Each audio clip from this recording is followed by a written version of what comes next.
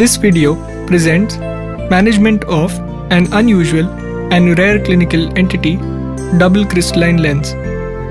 Here is a child brought by parents at the age of 4 months noticing an abnormal large right eye since birth. Subsequent examination of the child revealed an oblique right eye with 2 corneas joined together and a normal left eye. Under anesthesia with dilated pupils, presence of double crystalline lens was noted, separated by a small central clear aphakic zone suggesting incomplete duplication of anterior segment. Neuroimaging including CT scan and MRI also showed presence of double crystalline lens. Now what next? Should we leave it alone? Maybe a lensectomy and vitrectomy? Or a phacoaspiration plus PCIOL? How? Is it possible to implant a single piece IOL into 2 capsular bags? If yes, will the child achieve useful vision? Plan for IOL implantation was conceptualized right from designing a special suitable IOL which could be placed into the capsular bag of both crystalline lenses. The initial steps resembled those of any pediatric cataract surgery. Reformation of anterior chamber was ensured with 1.4% hyaluronate. Iris hooks were placed. Clear corneal incisions were made with disposable keratomes. Following this, we performed 2 anterior continuous curvilinear capsulorhexis.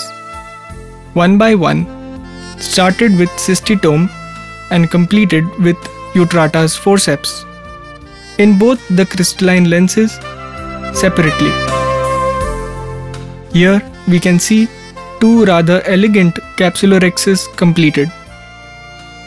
Multi-quadrant hydrodissection was followed by standard steps of phacoaspiration.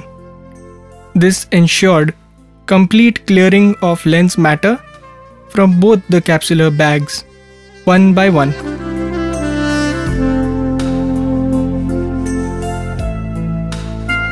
Specially designed acrylic foldable IOL was loaded in the cartridge, followed by injection of viscoelastic material and the IOL implanted in a way so that the leading haptic goes into one capsular bag and the trailing haptic into the other. Both haptics are now secure and the optic lies in the central part. Presence of zonules connecting the 2 capsular bags is clearly demonstrated. 1 year after surgery, the intraocular pressure was 12 mm of mercury and the mean spherical equivalent was 1.5 diopters. We also evaluated the visual performance of this child using objects of gradually decreasing size and of different colors.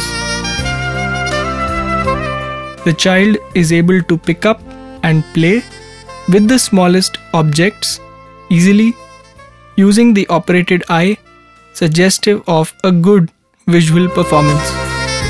This child achieved a gratifying visual outcome after implantation of a specially designed customized intraocular lens followed by appropriate amblyopia therapy.